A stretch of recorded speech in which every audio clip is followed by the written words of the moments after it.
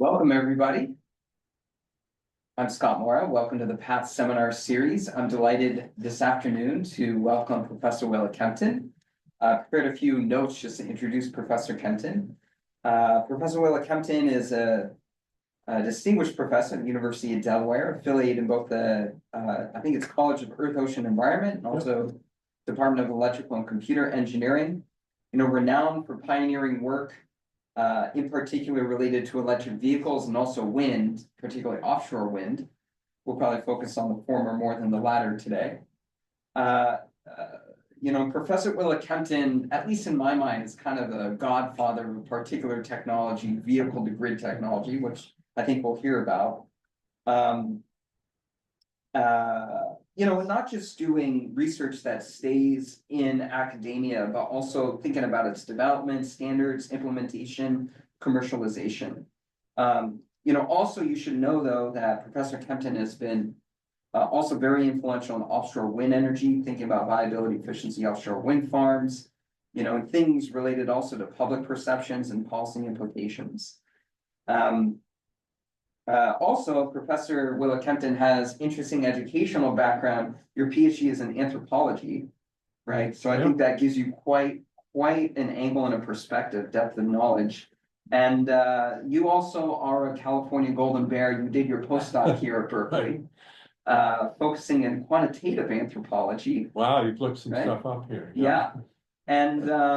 And actually, there's a California-based company that I think you've been involved in, Newbie Corp, based down in San Diego, that has commercialized a lot of vehicle-to-grid technology. Very influential, on the private sector side in V2G. Also, just as an anecdote, one of the first sets of papers that I read as a PhD student was by Professor Willett Kempton. So it's sort of very meaningful to have you here. You actually turned out you've been in Marin, for about a month. So you've been local. Will be about a month. So thank you so much for visiting us. I mean, this is really a treat for us. Scott, thank you for that really nice introduction. I really appreciate it. Very kind. So this is a kind of a get down in the weeds technical topic, and I've tried to make it a little bit more accessible to a broader audience. I was asking Tim and Scott for advice on how well I do on that, and you can just sort of wave and no, too much technology, too many details. I'm really open to being corrected mid-course. With these guys, it's probably more like give us more. Okay, good. Well, you just signal either way. But I appreciate the opportunity to talk, and so one part of the background that Scott didn't mention is that Tim and Scott and I may do a project together with companies. So per your introduction, working with actual private companies, we'll see if CDC decides to fund it or not. Another bit of background is Tim and I wrote a paper together in 2001 on vehicle to grid. So that's kind of amazing to have this timed up for them. I appreciate all that. So outline here, kind of another thing you can signal is, hey, speed up. We already know all that already. So please interrupt or adjust. Outline, context, status of EVs and AC charging in 2025. Sort of where are we? Probably everybody has a sense of that. One slide on that and then I'm going to talk about these two new charging standards for AC charging. We hear more about DC charging, but this is about AC charging. We're going to be talking to supply in a minute. And those are SAE, formerly Society for Automotive Engineers, now SAE International, SAE J3068 and SAE J3068. So we'll talk about what those are a little bit. It's not as boring as it sounds. To me at least, but who knows, I'm biased. And then part of those is LIN-CP, which is a new signal set for communicating between the charging station and the car, which both of those standards incorporate. And it also has a very rich set of commands for vehicle to grid power. And the way to understand this is through use cases, I would argue. So look at 3 use cases: grid service markets for EVs to earn revenue when they're parked, Second is how we got multi-connectors in the USA and we're now adding to that. So how do we manage multi-connectors? Again, I'm talking on the AC side, different solutions there. And then how do we deal with urban charging? Urban charging is a big problem. Something like 20–30% of the population can't really have convenient EV charging because they don't own their garage. They don't have a garage. They don't have a side of the house by the driveway. There's no way to get charging. They can't install it, have no place to install it. So there's, equity issues there, but also just generally, if you want to have a large proportion of EVs because of environmental benefits, you want to make it possible for that population to also be able to charge their EVs in a convenient way. So just kind of quick sense of the team, back at the University of Delaware, and we got field stuff, we got cars driving around, we got charging stations. The team on the lower right, there's a UD team on SAE J3068. I think it's fair to say we sort of drove that standard forward, but these SAE committees are all broad industry group who have to approve overall. But in particular, Rodney McGee here, here was the lead. It's called the sponsor. He didn't really pay anything, but it's called the sponsor of that standard, and he also worked on that. The J3400 standard. A lot of people contributed all this, working with hardware and occasionally having meal together. Now on the right is the UD team plus Nuvi US team. So a lot of people at times, and money goes up and down. Maybe going down now, we'll see. But it's not me doing all this. I'm just sort of reporting on the brilliance of others there. So EVs, where are they in 2025? Welcome to argue about any of these. You probably know all this already. About 9% of new registrations now are plug-ins, either plug-in hybrid or EVs. Now about 1% of stock.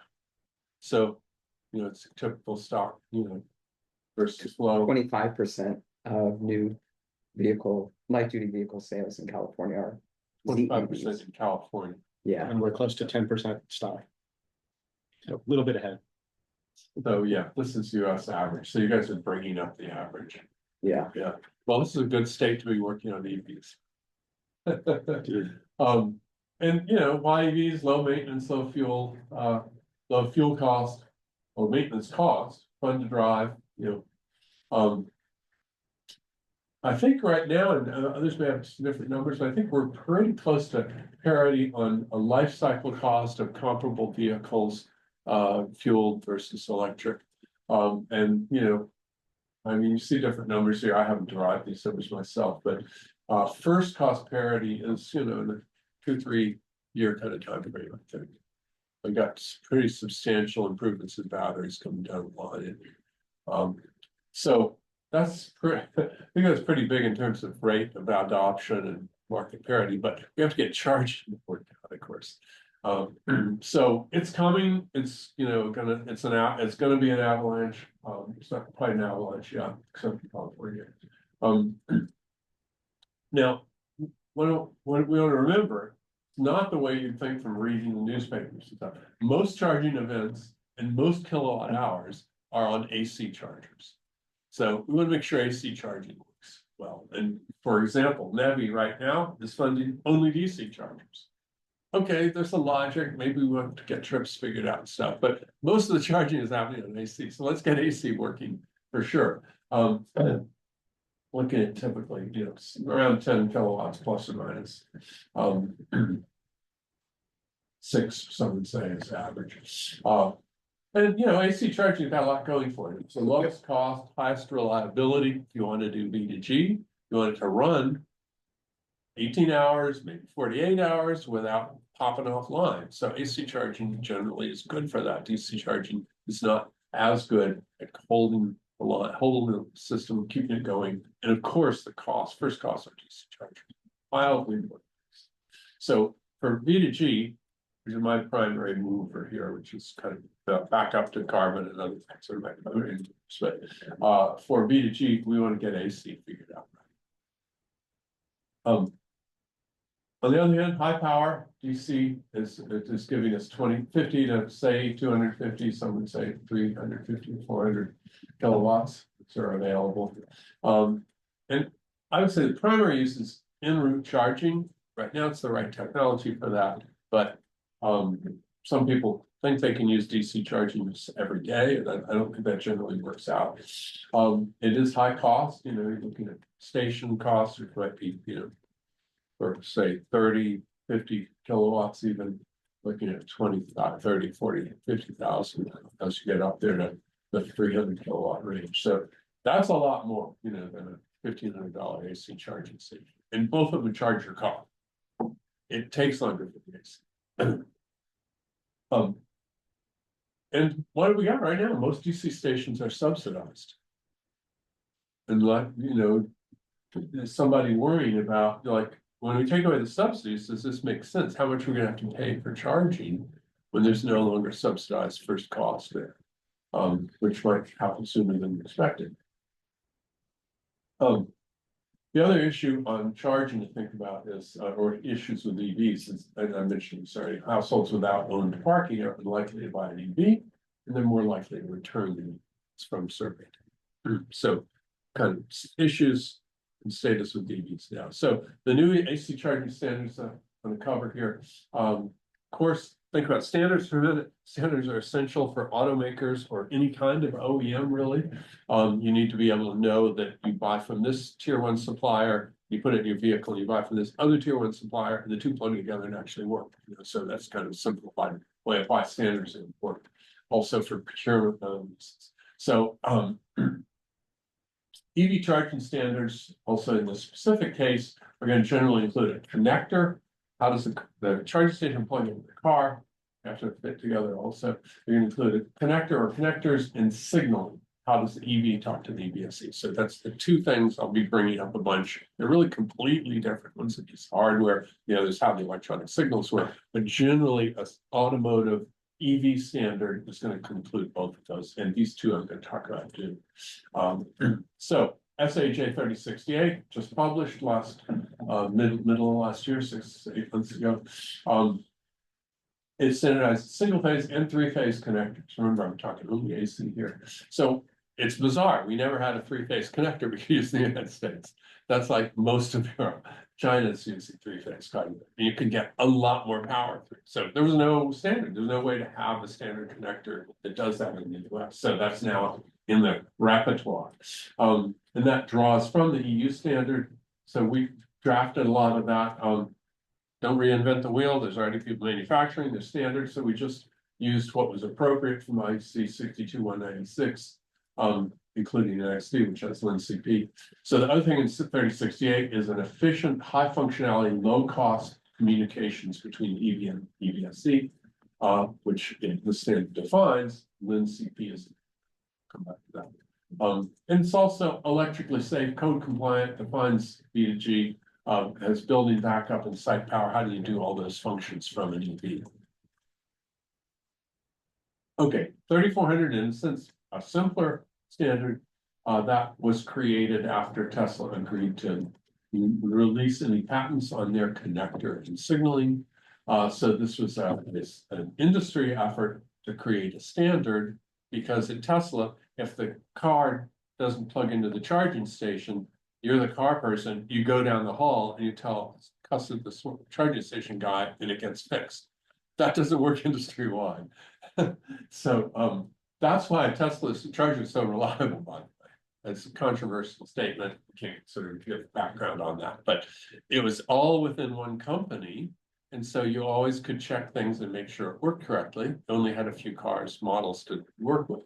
So the other automakers are adapting that standard, which is now standard 3400. It's now more standardized, so it's more likely to work across brands, but it probably will not work as reliably as a Tesla car plugging into a Tesla charging station because of the sociology of OEMs and how people interact and stuff. But that's fine. We did as much as we could. 3400 now creates that as a standard that anybody can use, and Tesla releasing patents also enabling that. So the Tesla connector has been called the NACS, now North American Charging Standard. It's their connector and inlet, works for both AC and DC charging, which is really cool. 3068 does that also. that has 3 communication protocols, one of which is LIN-CP. And it also allows you to do single phase AC capable of 277 volts, which is not what was done before in the US. It turns out if you just add 30 volts to what you can do, it saves you hundreds of $1,000s in transformers. Because you can use a 480 volt transformer, which neutral to hot is 277 volts, and that's available in many sites. So that's a weird little thing, but it's really very much more efficient and cost effective. So as I said, both these include AC charging for AC for charging and LIN-CP for AC charging for vehicle. So little few slides on LIN-CP, but let me go backwards here. Yeah, sorry. So just capabilities, sort of what it can do without getting into how the signals work and stuff. But name comes from local interconnect network, and it's via the control pilot. So that one of those signal pins on the plugs that you're familiar with for AC J3068, that one of those is the CP pin, control pilot, and that's where we're running the LIN signal. Capabilities, just functionally. Plug and charge. You plug into the charger, EV and EVSE swap unique IDs. Each one knows what the other is. Maybe the EV is saying, yes, I have an account with you. Maybe the charger is saying, yes, you're allowed to do B to G here, but that is uniquely identified as a pair. It's really important when you're pushing power onto the grid. It also helps with charging and so forth. So you don't need to do card swipes or any of that. Just plug in, boop, which one knows the other. Of course, they have to both be running LIN-CP and have a database. These others identity. It runs on very low power so that you can actually power it off the other signal pin on the connector, the prox signal line. Okay, who cares about that? Well, it means now that you can have a smart cord set that's got a LIN-CP transceiver in it. So you can plug it in each side and it can talk to each side. It's like, oh, this side talks to LIN-CP, the other one doesn't. I'll just translate. That's just running off the prox pin on the car. So it's running off the power of the car. It's not some kind of battery module that's on the thing and no, the batteries aren't charged now or whatever. Also, it allows you to do utility plugs like the one on the floor there right on the screen, or bigger ones which would have power tools and so forth. And that has that kind of a LIN-CP transmitter with transceiver in it. And then it just runs off the cable. And so before the thing's powered up, Lynn can be talking to the car and saying, oh, I need 220 volts here. And I'm going to need to go up to 10 amps. Then the car says, oh, I can do that. Boop, now these plugs are all powered up. So all of those kind of accessories are enabled by the low power here, but also the command cell. Yes. Thermal monitoring is required at should be high amps, not high temps. So when you get to high temps, you derate rather than shut down. So Tesla's been doing that, and I think most of the US ones are shut off. Most of the other standards are shut off, but maybe someone knows on AC or obviously, it's really important if you're trying to get somewhere. You keep charging at lower power, but you don't burn your connectors. We've seen a lot of burn. We tend to run stuff a little bit higher power than something, but within standards, it shouldn't be. But you've got lots of time. Thermal is slow, right? So you detect heat on the connector, something's wrong, one of the connections not good, but you derate it, run it a third power, see how that works, temperature drops. Okay, great, I can keep charging. A lot of electric system intelligence, grid codes. You can dispatch real power, reactive power, multi-phase, grid forming power, backup, for example. And you have ways to make sure that injection of power into the grid or backup power to a house that's dark is compliant with local electric codes. Startup times, it maybe seems trivial. You plug in, you want that LED to light up right away and say, yes, charging is working. A lot of times with 1511.8, you're like 30 seconds before that goes. So that's very annoying people, and you're gonna have drivers who sometimes just plug in and walk away because they don't want to wait. You know, they gotta go in or whatever it is. So it's just kind of capabilities. It's a random list here, but just to give a sense, there's a lot of experience that's gone into making command set here. And just compare analog, which is what we have in most AC charging now, 1511.8, which is a DC signaling set for DC charging, but several agencies have been saying, oh, you're gonna have to use 1511.8 for AC charging. Well, maybe they'll do it by force of money and requirements. But what we're suggesting, which is better for AC charging, is LNCP. And this just makes some comparisons, just, you know, a couple that are interesting. Implementation effort, you know, just take 1x for the analog implementation. It's 10x or more for 1511.8 implementation. I've asked some people who told me that, and they know it's really very much more. And it's about the same as analog for LNCP. The interesting reasons why those are the same, because analog is a lot lower, less complexity, less capability, but requires more testing. Go to suppliers, you know, this is something OEMs have to think about. Hundreds of analog component suppliers. There's only one automotive qualified supplier for 1511.8, although there's two others that are not qualified. And there's tens of suppliers for LNCP. Again, that's kind of an OEM way of thinking, but that's very important to an OEM. Power consumption I already mentioned. You know, and I've got that number. These are all kind of reported numbers, but 50 watts, I've had people debate, that's like we can do that much lower, but you are looking at quite a bit more power consumption for 1511.8, and surprisingly more for analog also. It's because they use some resistors in there. Whereas we've been looking at 160 milliwatts, and again, that makes things possible. It's okay, it's energy efficiency, that's good. And if you're running 24/7, okay, that might add up, but what really matters is you can put LIN in everything, you know, all your devices, like your Internet of Things, and it'll all run off the car's box. You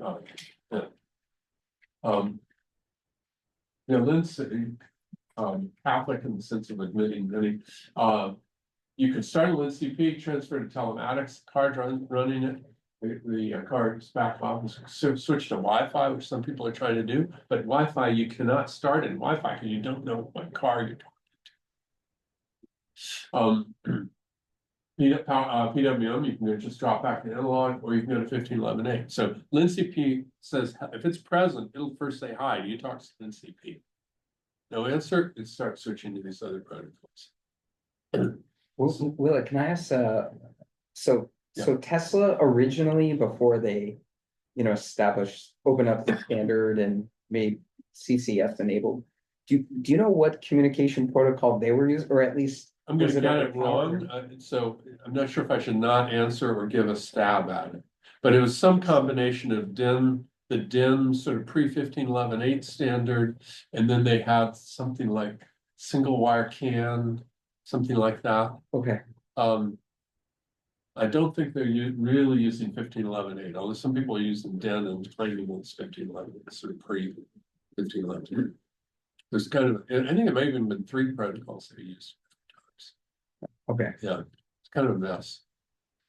Okay, interesting. And quick question, when you're talking about grid codes, Yeah, is that location, like which feeder you're on? Is it something about voltage, the system voltage, you know, voltage sags? Like when you talk about grid codes, what do you? yeah, sorry, that's kind of maybe not the best terminology, but what I mean is things like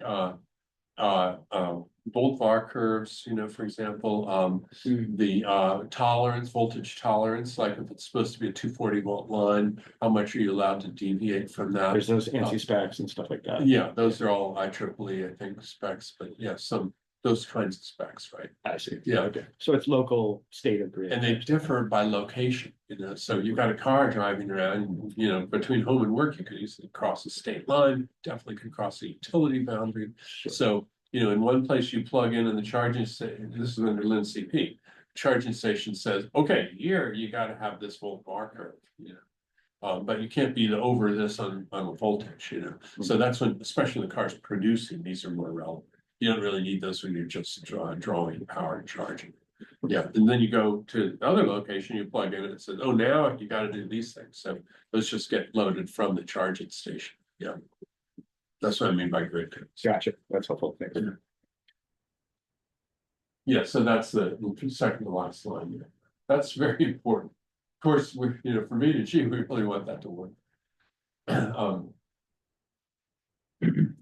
Yeah, and then what modes can it operate in? You know, charging, V to G, that is backflow to the grid. On backup power, that is to a dead house. You charge it up. Those are different modes for an inverter. So analog 1511A and CP, you know, what their capabilities are there. So any other questions on this? Yes. Plan versus. There's the 1511A committee has plans to do B to G, and they have some commands in there already. So but they don't have plans now to do backup power. Now it's advertised as doing B to G. So there's some, if there were real 1511A aficionados in the room, they'd probably say, Kempton, you're crazy. You know, it's not just planned, you can do it. But I started asking if I should look into this one. You know? Concepts of the plan. I don't know. I was advised by my colleague Rodney McGee that planned was an appropriate thing to put in around it yesterday. So, other questions? So look at three use cases, which gives a little bit more of a sense of how these get used. Otherwise, it's just a bunch of standards on a big multi-hundred-page document. Okay, so grid services, my favorite topic. So in V to G, I mean, grid services, you're doing something for the grid, not just to charge your car, right? That's grid services. Maybe you get paid for it, or maybe you're allowed to be alive or something. V to G is when that includes the ability to push power from the battery out through the inverter and into the grid. So that's V to G, vehicle grid power flow. Okay, so why do we want V to G? Because it's a big pain in the butt. I've been working on it for a long time, and I can attest to that. So the grid needs storage. That's always true. It's true when I was at Berkeley, and some EPRI people came up and said, "Oh man, storage! You know, if we can get more storage, it's going to be a lot easier to manage the grid." That was before there was grid solar and stuff. That conversation happened about 300 meters from here. So grid always needed storage, but it's going to need a lot more with variable generation. You know that, duck curve and all that stuff. Wind lulls, eclipses. And vehicle to grid can be low cost storage for the grid. So just to look at Lazard, compare to looking at sort of $1,000 per kilowatt capital cost for purpose-built storage, batteries and trailers brought out to a big yard, whatever. Our demo projects are already a little bit lower than it really is actually, but roughly $200, $220, $250, $300 per kilowatt. So even on a demo project, it's cheap storage. But with an EV that's ready from the factory, that's already got a bidirectional charger in it, and already has LinCP or some other highly capable communications, we're looking at more like $45 per kilowatt. Sorry, per kilowatt. So that's a 95% reduction in cost. So I think that if we get this right, and I can't promise we're going to do it because I haven't been able to do it yet, it really means a lot more storage, a more reliable grid, and also more renewables. And the whole argument of, oh, we don't like renewables because they're not on all the time, they're unreliable, which is true, they're actually variable generation. But that argument kind of goes away. And without a cheap source of storage, the argument is sort of, oh, well, we'll build a bunch of batteries. Okay, but you just doubled the cost of your renewables there. You need to buy all these renewables, and you also need storage to match that and balance it. So low-cost storage, I think, is important, and it was always important for grid reliability, but it becomes much more important given the current state of cheap renewables, but they're still fluctuating. Also, it's a large resource. That's the other reason we want worked on it. And just kind of one benchmark number throw out, you can do this in different ways, do one for California, with how many cars are actually here already. But 1/2 of cars in the US with 40 kilowatts capability can run the whole US for 11 hours. So that's a really big resource. Are we gonna get half? Maybe it's gonna be a quarter, it's not gonna be 40 kilowatt hours in each car. Okay, fine, but this kind of benchmark gives you a sense of how large the resource is as we electrify the light vehicle fleet, light and medium. And advantage, you can do multiple grid services, so you can serve local utilities as well as the regional transmission operators like the CalISO. To just go through this really quickly, just kind of what you need to do grid services. You need interconnection to have the ability to discharge onto the grid. That's something you usually get from your local utility. You need net metering because you don't want to be just giving away that electricity. When you discharge, you want to get credit. Maybe it's at a reduced rate. We've argued and successfully in several states already that it's reasonable to have that at the same rate as you discharge, but there is pushback on that topic. You need interconnection, net metering, and then you need market access. So you need to be allowed to sell or providing some compensation. Sometimes that's almost automatic, like time of day metering. Other times it's very complicated, like RTO markets. We'll talk later, but I would point out that market access may sound not like innocuous, but it can be pretty tricky, right? Yes, So we'll totally agree. We'll circle back on it. Yeah, totally agree. Got the scars to prove that. Yeah, so we've got papers on the topics that is one. I think, let's see. We've mostly kind of touched on this a little bit. I'm trying to keep moving. I guess I'd just say when we start up, like the car can start, Lindsay thinks about, okay, car's just been plugged in a charging station. Okay, first thing I do is start charging. Figure out power flow and all that, boop, charging light goes on. But then while that's happening, there's a negotiation of modes of power transfer that are allowed, whether backfeeding is allowed, back and forth on that, certifications. There's also what kind of modes can you operate in? Are you going to allow, am I allowing this charging station to dispatch me for grid services? Is there an upcoming driving event that I have to be aware of? And can I do reactive power, or can I only do real power? And then several other things. So there's this transaction. I mean, I'm talking about, it took me a long time to just say it, but this is all happening, within a couple of seconds. But we don't want to have waiting for the green light to go on, So there's all that back and forth, and then we're ready to go. And another important thing is, am I allowed to back up this building when the lights go up? Got to make sure both sides are really okay with that. And of course, then that information is stored, right? So boop, the lights go out and we can power up again very quickly because all the transactions and authorization already occurred earlier. Yeah, so that's just kind of quick what the implications are for VDG. Here's a demonstration we did last fall with Exelon, a big utility holding company, and Delmarva Power, which is one of their companies. And with UD, Nuvi, who was mentioned earlier in Scott's intro, I believe. So these fight things on poles are the Nuvi charging stations, and those happen to be 3-phase, and they definitely have an NCP on them. And this is running on PJM signal Reg D, it's called, which is very high value. This is a side note, there's a lot of acronyms here, so if anybody wants please stop some acronym definition. PJM is our local transmission system operator, like the CalISO here. And Reg D is fast response, so you have to respond within 2 seconds to changes in the request, or you get people. And FERC regulates all the utilities and the RTOs. No, sorry, they regulate the RTOs, not the utilities. And so there's a new FERC order that says they have to the RTOs like Cal ISO and PGM have to allow this and have to allow market access, but they've been very slow to comply with that.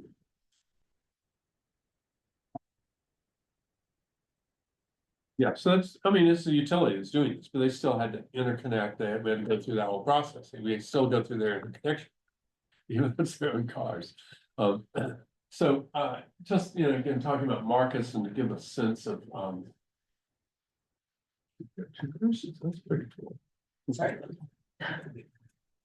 Yeah, so this is like the requirements, you know, do you need a net energy meter to keep it from getting killed economically? Do you need to get interconnection? How's the grid response signal? You know, you get backup power is the first. That's not really a market, that's a value to the car owner. You just sit local place blackout.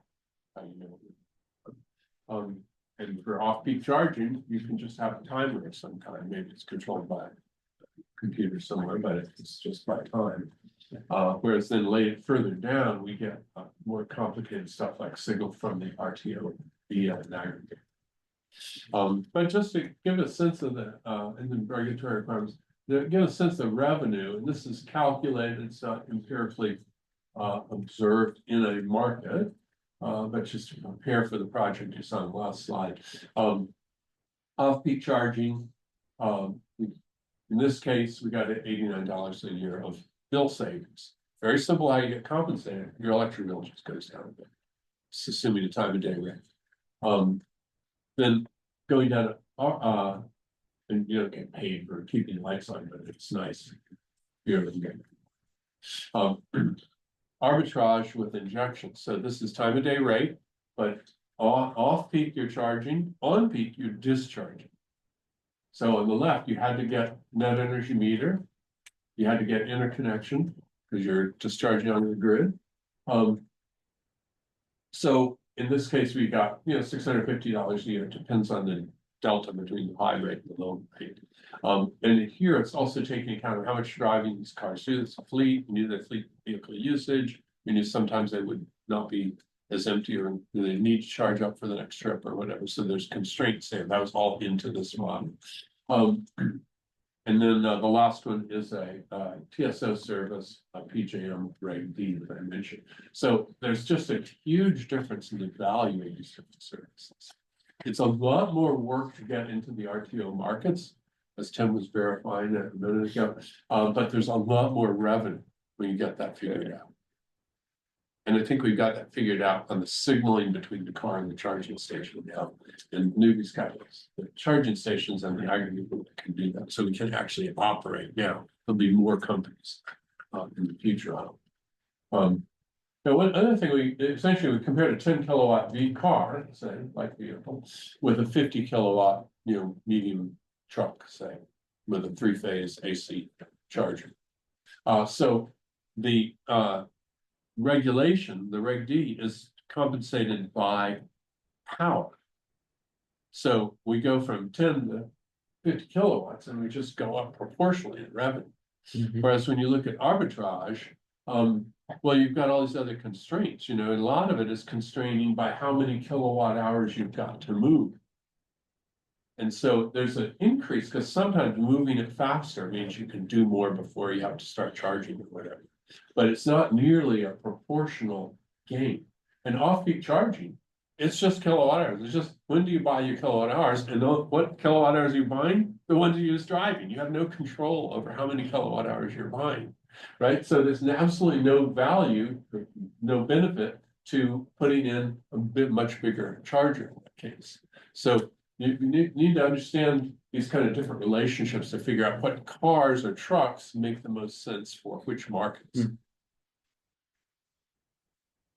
Any questions on this one? Well, just briefly, can you just describe, I don't understand the difference between those two, like the service, what's arbitrage with injection versus RTO regulation? Like what is the value of that? Yes. What does that mean? Yeah, thank you for that question. Please others ask, but my language is like there. So arbitrage, you know, it's kind of buy low, sell high, like the stock market. You can do arbitrage or, you know, commodities. Here it's arbitrage, meaning this is all with a local utility. not with the RTO. It means when the price of electricity is cheap, I'm gonna charge as much as I can. Well, and when the price of electricity is expensive, I'm gonna discharge into the grid. And as long as I've got that net meter, I'm getting credited at the high rate of electricity. Okay, so I could think of it as a strategy. It's, oh, yeah, right. Well, I call it a service and strategy is. Well, another way I'm to just describe trying to it, yeah. understand how to. Right, yes, Okay. yes, it's a strategy, that's right. Got it. But it means you have to do various regulation, various, you have to pass various regulatory hurdles. You have to get certified and stuff like that. Okay. So whereas the RTO regulation with injection, so both of these powers going out into the grid. Again, you remember my generalization, if you can push power out in the grid, V to G, you make a lot more money. You can see that right here. Right. But that's a RTO service where they're trying to balance load and demand in 13 states. And CalISO does exactly the same thing. And sometimes a little too much power, sometimes not enough. So they will ask, usually it's natural gas plants. They run at 50% and they go up and down. Of course, they're burning fuel all the time. With a battery, you go from charging to discharge to balance out the grid. So that's what we're doing. They're asking us and a bunch of other generators to balance when they have too much power and when they have too low power by charging and discharging according to their signals. So that's what that last one is. Really different, but both require injection and both require net metering. Yes, sir. I'm very sorry if I have stepped out from the beginning if I missed it, but No problem. for any sort of B to G, when they're discharging, how much is there a standard that in your work that is acceptable for them to discharge? Like, will discharge up to 50% of the battery or up to 60 miles? Like, when we're assuming what's acceptable in terms of the wear on the battery? It's the wear on the battery, but honestly, I would also be more concerned with the user perspective. Like, we have an electric vehicle. It was our only vehicle for quite some time. Yeah. We used to live up in Big Bear. We would have gotten very nervous if we were up in Big Bear and we didn't have enough juice to get off of the mountain in case of a fire. As an example. Great question. Yeah. It's funny, we were just talking about this about an hour and a half ago Yeah. or something. So this is a user perspective question. Yeah. And so we've designed kind of university-based systems up to 20 cars or so, and then the OEM projects, they're much bigger. So the way we designed that to deal with the question is we had two controls. One was, Tim added this in our discussion earlier, but one is don't ever go below this percentage, or don't ever go below this number of miles. And that's just a knob or a number you enter. So if well, first of all, you can opt out. This is exactly what we're talking about. You can opt out and say, I don't want to do any grid services. Don't bother me with that. I'm just going to charge my car. That's fine. Yeah. You have to opt in to do this. That's sometimes required by law, but it's a good business practice. Okay. So if you've opted in, then you can set, don't ever go below 50 miles. You can set tomorrow morning. I usually don't do this, but tomorrow morning I'm going to take a really long drive and I need to be 100% charged by 6:30 in the morning. So there's just settings. You could just You play with the knobs on the settings. Yeah. exactly. And then because you don't always remember to do those things ahead of time, there's also a button that says charge right now. I don't care how much power it costs.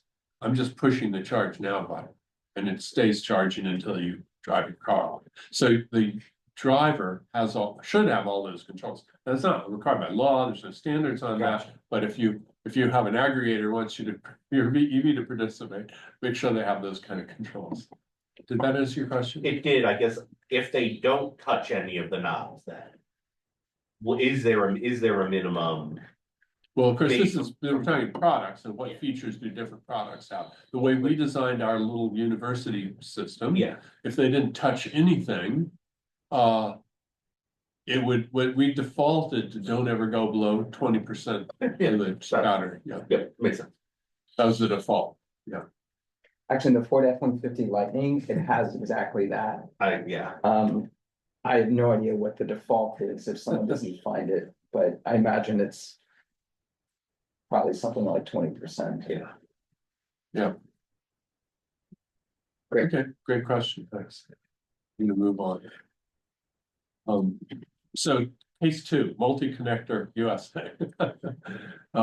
And with these standards are making life worse because we're making more connectors, right? So SAE 3068, this is the three-phase connector. You know, you don't have to use all three-phase. You can run through one single phase or three-phase. We had no three-phase AC in the US for EVs before, and with any kind of standard plug.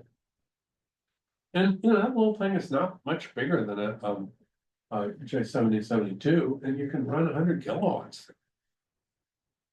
And from a cheap charging station. So we didn't define it with DC in there, it's because we just couldn't write all that extra stuff now.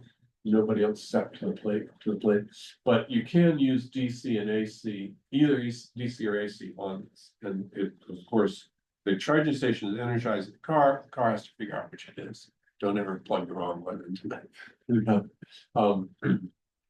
And this is derived from the European type 2 or mini-case connector. Oh, and there's a socket, so there's a plug that goes in the car. I should say a connector that goes in the car. The bottom is the socket that can be on the charging station, which is a project that Scott and I made together. The charging station has that outlet. The other one, the connector formerly known as Tesla, now J3400, now standardized, so to actually know what you're getting across vendors. And I just got this sort of functional replacement for CCS in a sense. It's kind of crazy how much better. I mean, Tesla engineers did a great job on this. This black thing is the SAE J3400 or Tesla connector, and this is a CCS. The weight is more or less proportionate to the size difference, and it's a lot easier to handle a Tesla connector for those of you who've done both. Yeah. It was just much better. Yeah, since there's such a focus on Lin CP, can you just point out to us the pin we're talking about where all the Now, communication I'm is gonna not happening? know right or left here, but it's one of these two. Right, okay, So this when this is in an AC mode, these are power, or Yeah. one's neutral and one's odd, and depending on the electrical system. And then these are the two communication pins, and this is ground. Yeah. Okay. So one of these is proxy. So okay, now we've got this mess of connectors, even just for AC charging. Now in the US, we have 3 standardized connectors. One on the left, we've always had the one on the left, J7072. Since Tesla's been out there with the post Roadster system, they've had the Tesla connector. And now with J3068, you added this 3-phase connector. And you can't do 3-phase on the other two because there's only 2 power pins. You need 3 power pins, 3-phase plus and neutral. So that's a big mess. So how are we going to deal with that? We're going to have 3 charging stations everywhere. We used to have one. So how can we make one charging station that works for all these inputs?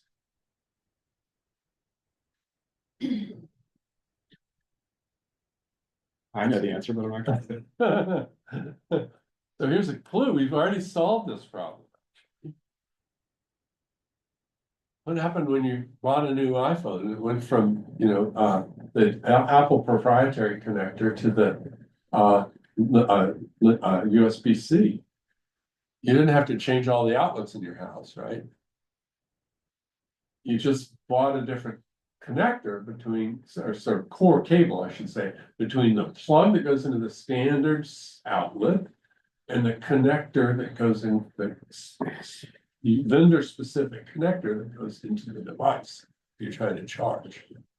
And this is a solution that we're proposing, and the Europeans already thought up, so we're such great first innovators here. But this is a system we're proposing for charging when we have multiple connectors. The things that we're looking at here are in the EV world are called connectors. Connects to the car. So it's the same problem. We kind of already figured out how to solve it. So what we want to do is use this now defined for North America universal EV outlet. sorry, there's been so much chaos with these connectors and Oh, when yeah. you come with the third. I know, making life harder for everybody. So that's how they get paid for it. By the way, we're almost right at 4 p.m. Okay, I think, yeah, so let's figure out the best way to, think about general discussion, so maybe I'll just fly through. But the idea is you have a charging station. Instead of having today, this is today, right? All AC charging stations permanently connected. By the way, the standards require. You can't do something else. Okay, so this is a universal EV outlet on the same charging station. And if you've got a old style J7072 car, you have this cable, which you buy for $80 or whatever, hardware store. You get it free with the charging thing. That plugs into there. Or if you've got a new 3-phase connector, or you've got a car that's got the new J3068 3-phase stuff, you actually can run all those 3-phase wires to the plug, and the plug just goes into the outlet. And same thing with the Tesla connector, the J3400. Plugs in. So you carry the cable in the car, and then you always have the same plug outlet to plug into, and the thing, because you're carrying the cable, it fits your car on the connector. It's pretty easy, it works, but like, can we shift the whole world over? Probably not, it's hard to do. There's also a lot of vandalism of, stealing those cables. Yeah. Cables getting damaged and Oh, all yeah. of that, and so it's all that problem too. Our experience is the cable is the most repair needing item. This better than house the number of failures on the charging station. And of course, you own your own cable, you're gonna take care of it. Plus, it's never gonna be lying on the gutter there and getting water and money. So, okay, can't do everything. We could also use this for EV ready requirements, which has all kinds of benefits and great deal of cost reduction over just putting a NEMA 1450 plug in each garage. It's not much more expensive, and there's an argument it's actually less expensive. It gets the ground fault right between the breaker panel and the device. It's not, they're currently not allowed. Every building code that has EV ready should allow this as the thing to do. Okay, I'm not going to be able to take time for talking much about curbside charging, but we need to harden urban chargers, and we need to radically lower the cost so they can just go along the street. So looks like this, obviously we're using LNCP and the universal EV outlet. You got a very simple small device that's there when it's not in use, and when the cord's there, the drivers put it in, and it's locked in. You can also do IDs through that. This is a fairly sophisticated thing that we're going to try to do with It's Electric. And so there is a company, as I mentioned, that's doing this, and this hopefully we'll be doing a project together with these folks. They also, a key little detail in this diagram is that they pull power from the adjacent residence. And so that person gets paid for power that goes out here. You don't need a new service job, and you just run out into the power thing locally. So overall, 2 new SAE standards. They define connectors and outlets and LNCP. These enable multiple advances of AC charging. And we'll see if they get it done. Some standards don't ever get picked up by enough people to become really successful. So we'll see what happens.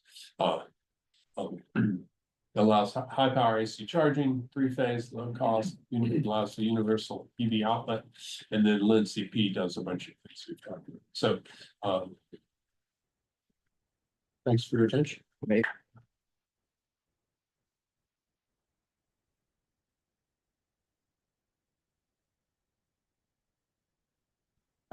Yeah. Thank you for your time, by the way. I learned a lot. Okay. I'm curious, I would assume that with constant, bringing supply energy to the grid and then bringing it off constantly throughout the day, it would degrade the battery in some ways. And I was curious, how you would try to convince users to want to participate in this. 2 really different questions. Let me take the second one first. The way you convince users to participate is either the automaker covers that in their warranty, which the cars that we're using now at that utility, the automaker is covering that warranty. So full warranty on the battery, not affected by whether they do this or not. The other way to do it would be some other party who benefits, like the aggregator, like making money, would guarantee the value. But I think you can't like have an argument about that to convince people. I think you have to have some business warranty of some kind. The first part of your question, most battery testing, or at least until recently, most battery testing assumed what you just said, which is more flow in and out of the battery causes more wear. And that isn't an effect, but it's actually quite small. The larger wear in the type of batteries used in automobiles is from aging, simple calendar life, and from staying fully charged or staying almost empty for long periods of time. So if you can avoid the extremes, temperature also has an effect, but if you can avoid the extremes and stay more in the middle, you can do quite a few more cycles and not actually increase the wear on the battery at all. So the benefits definitely outweigh largely the costs. I would just say that it's a trade-off. I wouldn't say it outweighs it because it depends on you. Maybe you're doing all this selling, but you're also staying fully charged a long time. In that case, you'd have worse wear.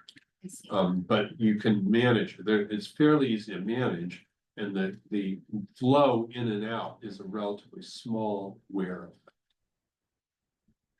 I don't think you can convince people of that. That was your other second question. I think you have to be warranted. Yes, sir. Also, thank you for your talk. It's very interesting. I particularly appreciate your discussion of how EVs could be used as a form of cheap storage. Yeah. To compensate for generation walls and variability in generation. Yep. And I wonder about the impact that this would have at scale on the distribution of public chargers. And also on charger scheduling, because it seems what this would imply is that whenever an EV is parked, it should be hooked up to the grid, even if it's not necessarily charging. So yes, with this, that's my religion. Yes. So you just got it. All right. So this is approaching what I have called, I don't know if other people have called this, I'm not going to claim, like the hitching post like analogy, where whenever a car is parked, it is hooked up to the grid, even if it's not generating. Is that where we're heading? Well, I don't know how you enforce that. I mean, I can go out and appeal to people to do that, but it'd have to be financial remuneration, right? Or some sense of, we're trying to reduce CO2 or something. So I don't know how to require that, but I'm open to ideas. Maybe you could do a paper on that. We can improve the world a bit. I mean, in fleets, of course, you can do that. You can incentivize by, for example, a workplace or maybe even a shopping center could say, plug in, we'll give you a little bit more charge and you get free parking if you allow grid services, for example. An individual at home can easily be compensated for grid services that they provide and kind of know where the meter is and who that is, and you know whose car it is, stuff like that. But for some grid services, you can do that anywhere as long as you ID. Your car plugs in, it IDs who it is, charging station says, hey, you want to sell grid service? The car says yes. And then you get credited on your same account. So there's different ways of providing financial remuneration. But remember, most of the time that cars are not driving, they're near the place that you're sleeping. So if we just achieve people always plugging in overnight, we get a long ways towards the hitching post you're talking about. So I think there's sort of multiple strategies here, but you're absolutely right. That's what we'd like. If this is all working, it hasn't happened yet, of course, but if this is all working, then you would want them plugged in as much as possible. And of course, you always have to prioritize transportation over grid service. So if there's a question, you're going to charge the car up more because you want to make sure they're going to make that next trip. But as long as you've done that, then you do the grid services.